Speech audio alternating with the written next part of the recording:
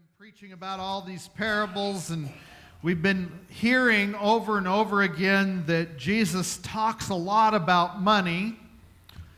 And one of the things that's been really fun is as we've had the classes in Sunday school, we've had some great conversation around the tables, and we've been sharing some of our struggles with money.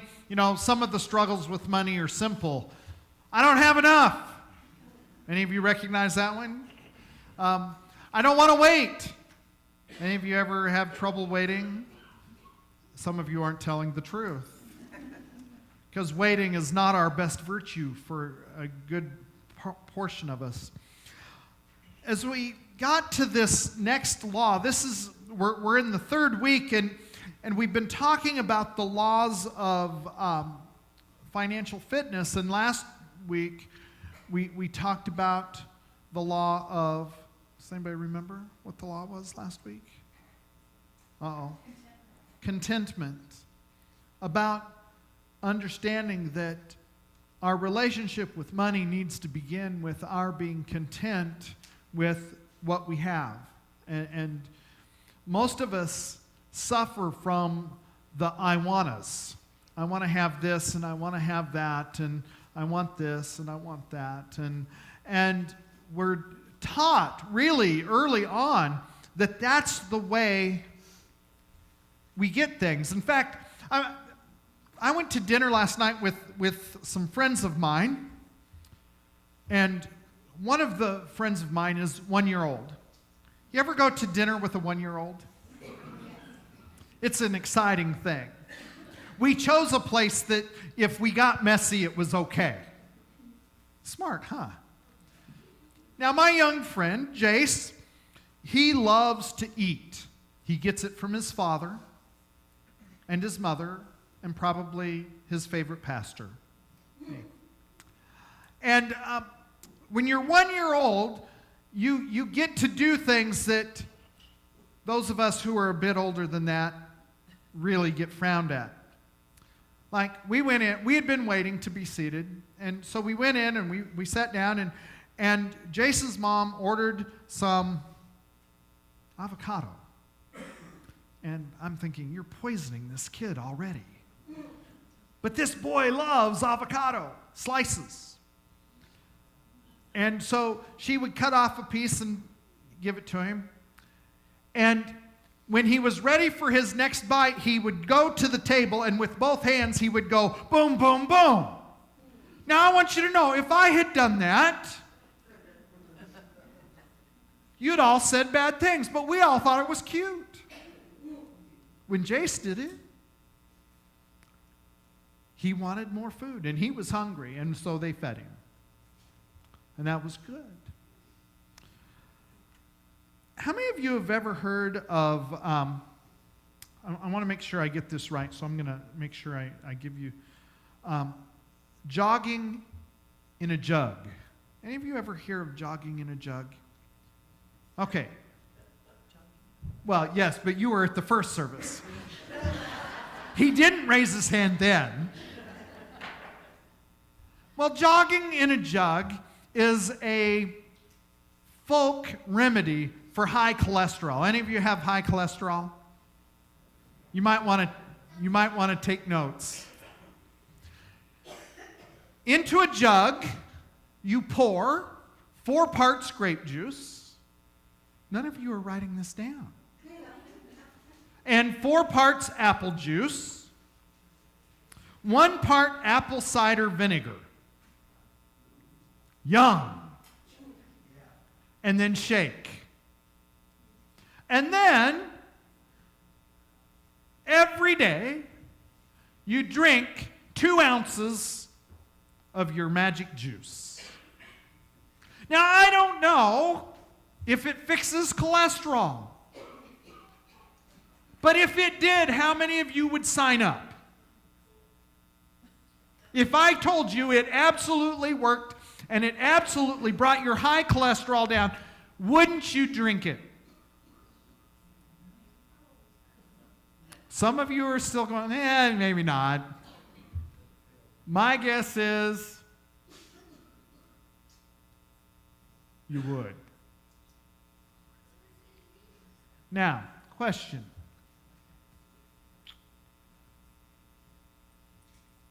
Have you heard of this ingredient called olestra? It's a fat substitute. I always wondered why anybody would want a fat substitute. I'd give them some of mine. How many of you would volunteer some of your fat for whoever wanted a substitute? You'd get the real thing. But olestra is one of those things that they created so you could eat ice cream and not feel guilty, or potato chips and not feel guilty or fatter. It's one of those ingredients that I think typifies our culture in so many ways. How many of you have heard of saccharin, aspartame, the pink stuff, the yellow stuff, the blue stuff? You know, you go anywhere and you get your artificial sweetener. And why do we have artificial sweetener? So we can have all the soda we want without rotting our teeth or getting fatter. The only problem is all of those that I've listed cause cancer. Oops. Isn't it interesting that we try to defy today's law? You see, there is a law at stake here. It's called the law of sowing and reaping. And you all know that law. You all know how it goes. We get to reap what we sow. So if we sow good stuff, we get good stuff. If we sow bad stuff, we get... Oh, good. You are still with me. Now, question. If the law of sowing and reaping says, if I do good stuff, I'm going to get good stuff back, why don't we do more good stuff? Lazy, selfish, don't know. How many of you don't know the answer to that? How many of you don't believe the law of sowing and reaping? See, that makes it absolutely true if you don't believe it, right? It's like the law of gravity. How many of you believe the law of gravity? Anybody want to test the law of gravity? You see, can I have a volunteer from the choir? I want to hold you up real high and then drop you and see if gravity works. No, doesn't happen. But you all know what would happen. Before we do that, I'll have to make sure our insurance is paid up. Disability. Disability, too. You see, the law of sowing and reaping is one of those things that we know it's true, but can we modify it? You see, that's what we did with olestra and aspartame and all those sweeteners. You see, we figured if we created something that would create the same taste, we could do the bad stuff and it wouldn't be so bad. We just want to, how many of you just want to be just a little bit bad? Just a little bit. Not real bad, just enough. How many of you want to be just a little bit good? See, it's the same thing.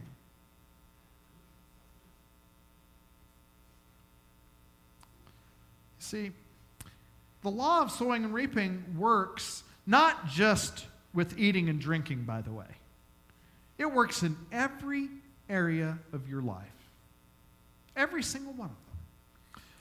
It's a universal human urge. People want to enjoy benefits, mostly without paying the price. Why do people play the lottery? Because they want to get rich without having to do the work. Right?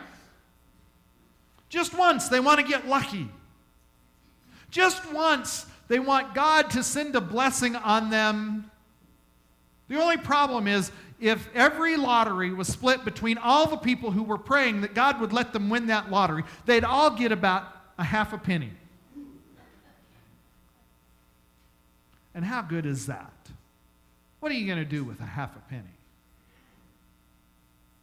Well, most of us in this room are old enough to remember a series of commercials featuring the wonderful voice of John Houseman.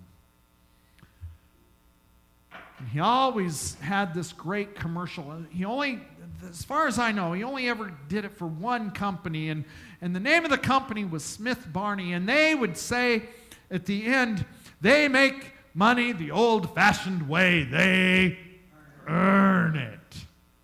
None of you can do John Houseman very well, just so you know. Do you know that Smith Barney decided to cancel that ad campaign? Do you know why?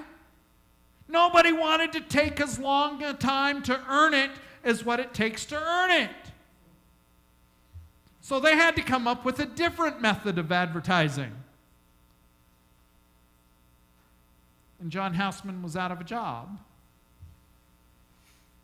But you know what? A good investor will tell you that no matter how lucky you are to really succeed at raising your income by investments, you have to stay in for the long haul. There is no quick, real fix. We're all waiting for the next .com industry to bless us. But it's probably not going to happen.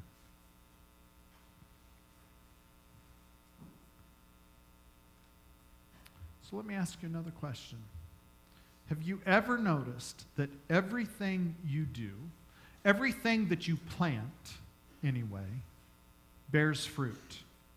Now, you saw the children's moment, right? You saw the little seeds, and you get the fact that if you plant mustard seed, you're not going to get watermelon, or you're not going to get roses or anything else. If you plant mustard seed, you're probably going to get a mustard bush. If you plant daisies, you're going to get daisies. If you plant rhododendrons, you get rhododendrons. If you plant asparagus, you get asparagus. Same's true not only in the physical world, but in our spiritual world. The things we plant in our spiritual lives are the things we're going to reap. So the question is, what are we planting? Are we planting seeds of love and joy and peace and grace? Or are we planting seeds of discord, disharmony, hurtfulness, or gossip? What are we planting? What are we planting that our world is going to be able to harvest? What are we planting that is going to come home to roost, so to speak? It matters. It matters because the things we plant, we get to harvest. And if we want to harvest good stuff, we have to plant the good stuff. If we want to harvest grace and mercy and love, we need to plant grace and mercy and love. If we want to have more time, if we want to harvest time with our families, then I'm going to suggest that we give our time to our families. You see, that's the way it really works. What are we planting? Are we planting what we want to harvest?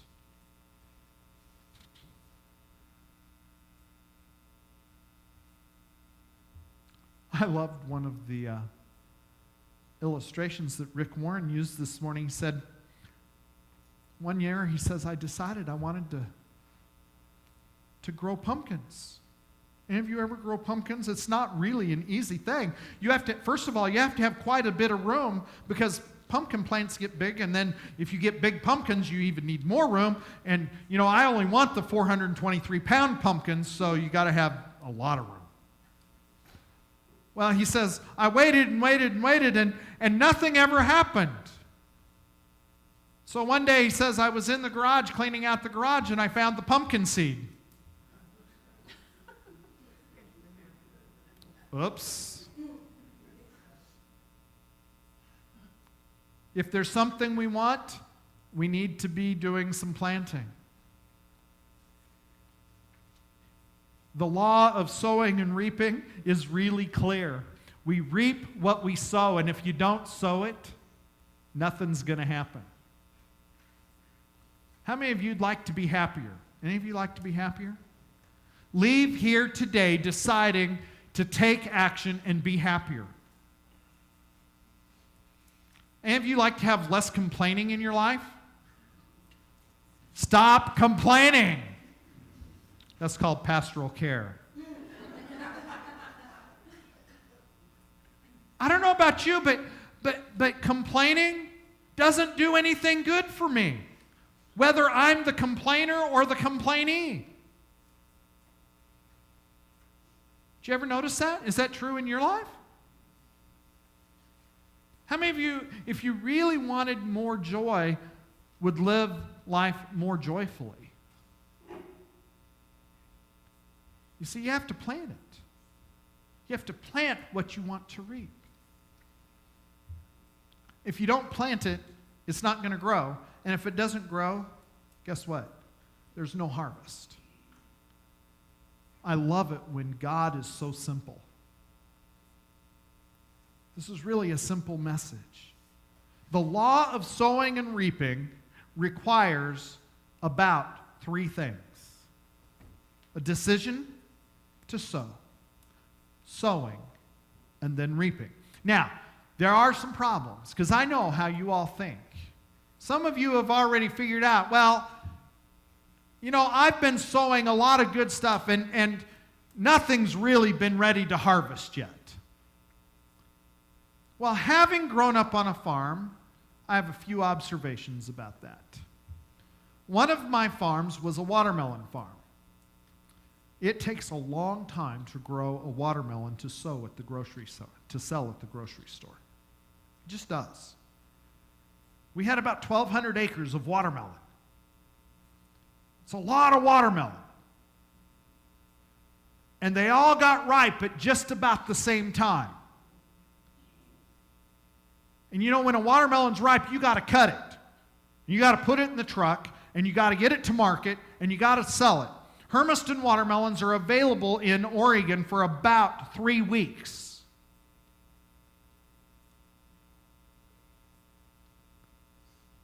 Your window is small. The second farm we lived on was on an alfalfa farm, and I'm going to tell you, we harvested a lot of alfalfa. It would start to grow, and usually by the end of April, we would do what we called the first cutting. It was kind of practice. It wasn't really beautiful, and it wasn't really good. But then, 1st of May, we would do another harvest. No, 1st of June, sorry. And then mid-July, we'd do another harvest. And September, we'd do another harvest. And if life was really good to us, middle of October, we'd do a last cutting. Those were good years when you got to cut. We always looked to being out of school in October because we had to cut alfalfa. Ironically, I asked my dad one time, he said, "So, Dad, what paid better?" He says, "Well, it kind of depended on the weather. Kind of depended on what happened around us. It kind of depended on how well we took care of what we planted."